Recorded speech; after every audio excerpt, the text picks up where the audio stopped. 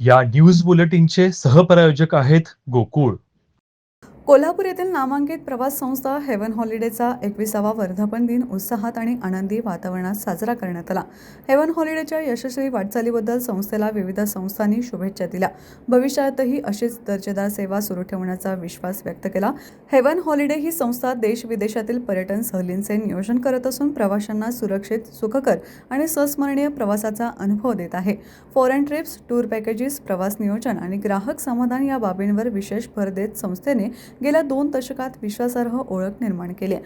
वर्धापन दिनानिमित्त आयोजित कार्यक्रमात कर्मचारी, ग्राहक आणि मान्यवरांची उपस्थिती होती.